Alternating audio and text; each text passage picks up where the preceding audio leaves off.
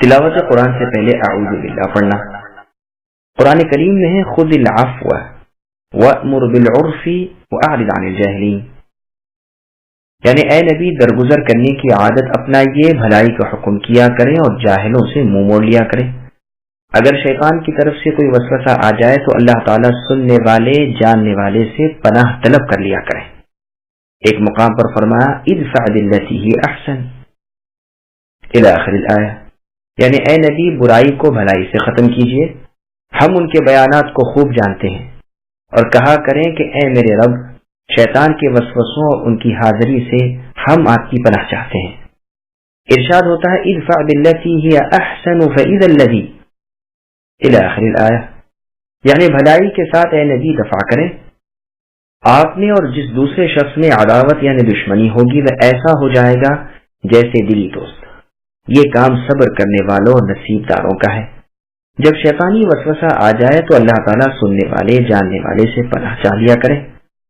ان 3 آیات میں اللہ تعالیٰ نے حکم فرمایا ہے کہ انسانوں میں سے جو تمہاری دشمنی کرے اس کی دشمنی کا علاج تو یہ ہے کہ اس کے ساتھ سلوک و احسان کرو تاکہ اس کی انصاف پسند طبیعت خود اسے شرمندہ کرے اور وہ تمہاری دشمنی سے نہ صرف باز رہے بلکہ تمہارا بہترین دوست بن جائے۔ اور شیاطین کی دشمنی سے محفوظ رہنے کے لیے اس نے اپنی پناہ پکڑنی سکھائی، کیونکہ یہ پلید دشمن سلوک و احسان سے بھی قبضے میں نہیں آتا۔ اسے تو انسان کی تباہی اور بربادی میں ہی مزہ آتا ہے، اور اس کی پرانی عداوت آدم علیہ السلام کے وقت سے ہے۔ قرآن میں اللہ فرماتے ہیں اے بنی آدم دیکھو کہیں شیطان تمہیں بھی بہکا نہ دے، جس طرح تمہارے ماں باپ یعنی آدم و حوا کو بہکا کر جنت سے نکلوا دیا۔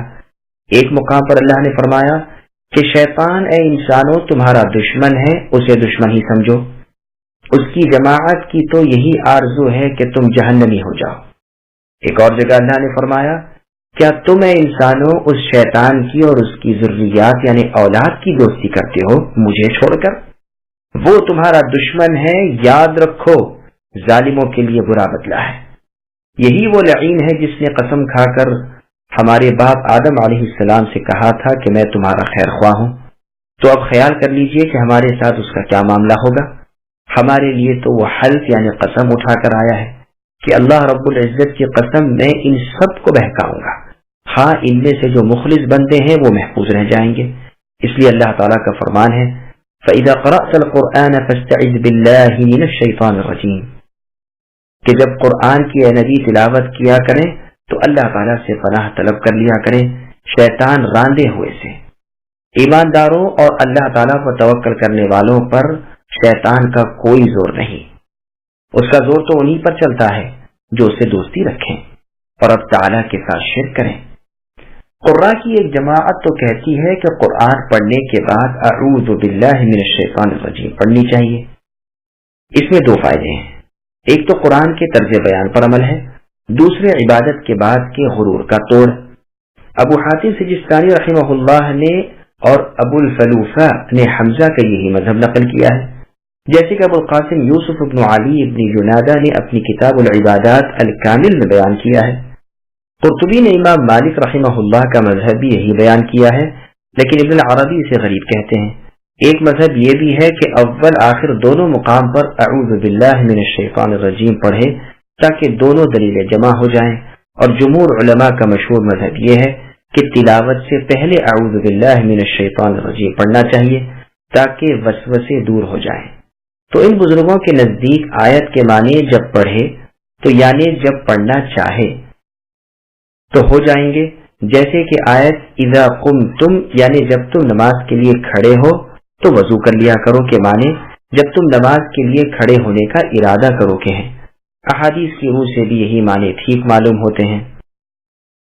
مسند احمد کی حدیث میں ہے کہ جب رسول اللہ صلی اللہ علیہ وسلم رات کو نماز کے لیے کھڑے ہوتے تو اللہ اکبر کہہ کر نماز شروع کرتے، پھر سبحانک اللہم وبحمدک وتبارک اسمک وتعالی جدک ولا الہ غیرک پڑھ کر 3 مرتبہ لا الہ الا اللہ پڑھتے، پھر فرماتے اعوذ باللہ السمیع العلیم من الشیطان الرجیم من ہمزہ ونفخہ ونفثہ۔ سنن 4 میں بھی یہ حدیث ہے۔ امام ترمذی فرماتے ہیں اس باب میں سب سے زیادہ مشہور یہی ہے۔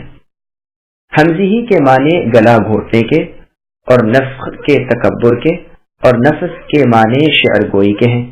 ابن ماجہ کی ایک روایت میں ہی معنی بیان کیے گئے ہیں اور اس میں ہے کہ رسول اللہ نماز میں داخل ہوتے ہی 3 مرتبہ اللہ اکبر، 3 مرتبہ الحمدللہ کثیرا اور 3 مرتبہ سبحان اللہ بکرۃ و اصیلا پڑھتے، پھر یہ پڑھتے اللہم انی اعوذ بک من الشیطان من ہمزہ ونفخہ ونفثہ، یعنی اے اللہ بلا شبہ میں آپ کی پناہ مانگتا ہوں شیطان سے اور اس کے گلا گھوٹنے سے اور اس کے تکبر کرنے اور تکبر کروانے سے اور اس کے شعر گوئی پر ابھارنے سے۔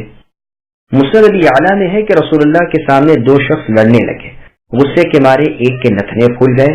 رسول اللہ نے فرمایا کہ اگر یہ اعوذ باللہ من الشیطان الرجیم کہہ لے تو اس کا غصہ ابھی جاتا رہے۔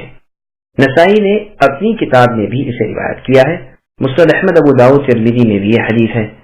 اسی کی ایک اور روایت میں اتنا اضافہ اور بھی ہے کہ معاذ رضی اللہ عنہ نے اس شخص سے اس کے پڑھنے کو کہا لیکن اس نے نہ پڑھا اور اس کا غصہ بڑھتا ہی گیا۔ امام ترمذی رحمۃ اللہ علیہ فرماتے ہیں یہ اضافہ والی روایت مرسل ہے، اس لیے کہ عبد الرحمن ابن ابی لیلہ جو معاذ رضی اللہ عنہ سے روایت کرتے ہیں ان کا معاذ رضی اللہ عنہ سے ملاقات کرنا ثابت نہیں، بلکہ یہ 20 برس پہلے فوت ہو چکے تھے۔ لیکن یہ ہو سکتا ہے کہ شاید عبد الرحمن رحمۃ اللہ علیہ نے ابی بن کعب رضی اللہ عنہ سے سنا ہو، وہ بھی اس حدیث کے راوی ہیں اور اسے معاذ رضی اللہ عنہ تک پہنچایا ہو، کیونکہ اس واقعے کے وقت تو بہت سے صحابہ رضی اللہ عنہ موجود تھے۔ صحیح بخاری، صحیح مسلم، ابو داؤد، نسائی میں بھی مختلف سندوں سے مختلف الفاظ کے ساتھ یہ حدیث مروی ہے۔ استعاذہ یعنی پناہ مانگنے کے متعلق اور بھی بہت سی احادیث ہیں، یہاں سب کو بیان کرنے سے بات لمبی ہو جائے گی۔ ان کے بیان کے لیے اذکار و وظائف اور فضائل اعمال کے بیان کی کتابیں ہیں، واللہ اعلم۔ ایک روایت میں ہے کہ جبریل علیہ السلام جب سب سے پہلے وحی لے کر رسول اللہ کے پاس آئے تو پہلے اعوذ پڑھنے کا حکم دیا۔ تفسیر ابن جریر میں عبداللہ ابن عباس رضی اللہ عنہما سے روایت ہے کہ پہلی مرتبہ جب جبریل علیہ السلام رسول اللہ صلی اللہ علیہ وسلم پر وحی لے کر آئے تو فرمایا اعوذ پڑھیے۔ رسول اللہ نے فرمایا استعیذ باللہ السمیع العلیم من الشیطان الرجیم، پھر کہا اقرأ بسم ربک الذی خلق۔ عبداللہ رضی اللہ عنہ فرماتے ہیں سب سے پہلی سورت جو اللہ تعالیٰ نے جبرائیل علیہ السلام کی معرفت محمد صلی اللہ علیہ وسلم پر نازل فرمائی یہی ہے، لیکن یہ اثر غریب ہے اور اس کی اسناد میں ضعف اور انقطاع ہے۔ ہم نے اسے صرف اس لیے بیان کیا ہے کہ معلوم ہو جائے، واللہ اعلم۔ اعوذ باللہ پڑھنے کے وجوب یا استحباب کے بارے میں علماء کے اقوال۔ جمہور علماء کا قول ہے کہ اعوذ پڑھنا مستحب ہے، واجب نہیں، کہ اس کے نہ پڑھنے سے گناہ ہو۔ عطا بن ابی رباح رحمۃ اللہ علیہ کا قول ہے کہ جب کبھی قرآن پڑھے استعاذے کا پڑھنا واجب ہے، خواہ نماز میں ہو خواہ غیر نماز میں۔ امام زہری رحمۃ اللہ علیہ نے یہ قول نقل کیا ہے۔ ابن سیرین رحمۃ اللہ علیہ فرماتے ہیں کہ عمر بھر میں صرف 1 مرتبہ پڑھ لینے سے وجوب ثابت ہو جاتا ہے۔ عطا رحمۃ اللہ علیہ کے قول کی دلیل آیت کے ظاہری الفاظ ہیں، کیونکہ اس میں فاستعذ امر ہے اور عربیت کے قواعد کے لحاظ سے امر وجوب کے لیے ہوتا ہے، یعنی پس آپ اے نبی پناہ مانگ لیا کریں۔ اسی طرح رسول اللہ کا اس پر ہمیشگی کرنا بھی وجوب کی دلیل ہے، اور اس سے شیطان کا شر دور ہوتا ہے اور اس کا دور کرنا واجب ہے، اور جس چیز سے واجب پورا ہوتا ہو وہ بھی واجب ہو جاتی ہے، اور استعاذہ زیادہ احتیاط والا ہے، اور وجوب کا ایک طریقہ یہ بھی ہے۔ بعض علماء کا قول ہے کہ اعوذ پڑھنا رسول اللہ پر واجب تھا، رسول اللہ کی امت پر واجب نہیں۔ امام مالک رحمۃ اللہ علیہ سے یہ بھی روایت کی جاتی ہے کہ فرض نماز میں اعوذ پڑھے اور رمضان شریف کی اول رات کی نماز میں اعوذ پڑھ لے۔ اعوذ باللہ کب اور کہاں پڑھے؟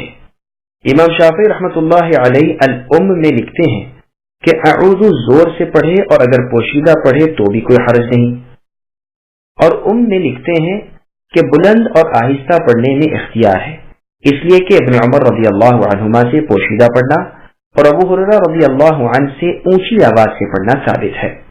پہلی رکعت کے سوا اور رکعتوں میں اعوذ پڑھنے میں امام شافعی رحمہ اللہ کے 2 قول ہیں، ایک مستحب ہونے کا اور دوسرا مستحب نہ ہونے کا، اور ترجیح دوسرے قول کو ہی ہے، واللہ اعلم۔ صرف اعوذ باللہ من الشیطان الرجیم کہہ لینا امام شافعی اور ابو حنیفہ کے نزدیک تو کافی ہے، لیکن بعض کہتے ہیں اعوذ باللہ السمیع العلیم من الشیطان الرجیم ان اللہ هو السمیع العلیم پڑھے۔ امام سفیان ثوری اور امام اوزاعی رحمۃ اللہ علیہما کا یہی مذہب ہے۔ بعض کہتے ہیں استعیذ باللہ من الشیطان الرجیم پڑھے تاکہ آیت کے پورے الفاظ پر عمل ہو جائے اور ابن عباس رضی اللہ عنہما کی حدیث پر بھی عمل ہو جائے جو پہلے گزر چکی ہے، لیکن جو صحیح احادیث پہلے گزر چکی وہی اتباع کے لیے بہتر ہیں، واللہ اعلم۔ نماز میں اعوذ کا پڑھنا ابو حنیفہ اور اس کے شاگرد محمد کے نزدیک تو تلاوت کے لیے ہے اور ابو یوسف کے نزدیک نماز کے لیے ہے، تو مقتدی کو بھی پڑھ لینا چاہیے اگرچہ وہ قرات نہیں پڑھے گا، اور عید کی نماز میں بھی پہلی تکبیر کے بعد پڑھ لینا چاہیے۔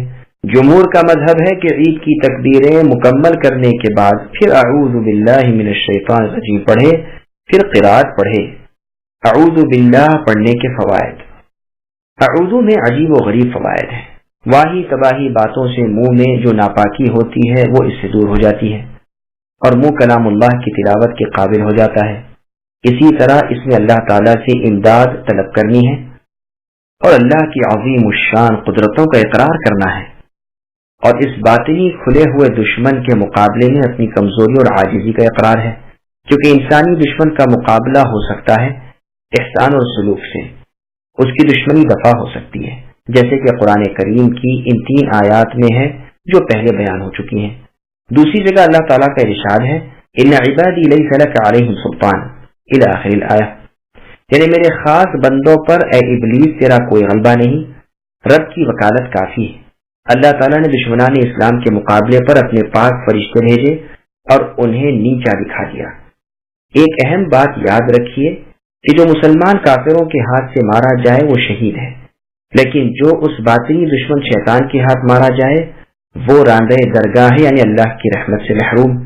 جس پر کفار غالب آ جائیں وہ اجر پاتا ہے، لیکن جس پر شیطان غالب آئے وہ ہلاک و برباد ہوتا ہے، کیونکہ شیطان انسان کو دیکھ سکتا ہے اور انسان اسے نہیں دیکھ سکتا۔ اس لیے قرآنی تعلیم یہ ہے کہ تم اس کے شر سے اس کی پناہ چاہو، اس اللہ کی جو اس شیطان کو دیکھ سکتے ہیں، اور یہ شیطان اس اللہ کو نہیں دیکھ سکتا۔ اعوذ باللہ من الشیطان الرجیم کے لغوی معنی۔ اعوذ پڑھنا اللہ تعالیٰ کی طرف التجا کرنا ہے اور ہر برائی والے کی برائی سے اللہ کے دامن میں پناہ طلب کرنا ہے۔ عیاذہ کے معنی برائی کے دفع کرنے کے ہیں اور لیاذہ کے معنی بھلائی حاصل کرنے کے ہیں۔ متنبی کا شعر ہے یا من الوذ به فيما اؤمله ومن اعوذ به مما احاذره لا يجبر الناس عظما انت كاسره ولا يهيضون عظما انت جابره، یعنی اے پاک ذات جس کی ذات سے میری تمام امیدیں وابستہ ہیں، اور اے وہ پروردگار کی تمام برائیوں سے میں ان کی پناہ پکڑتا ہوں۔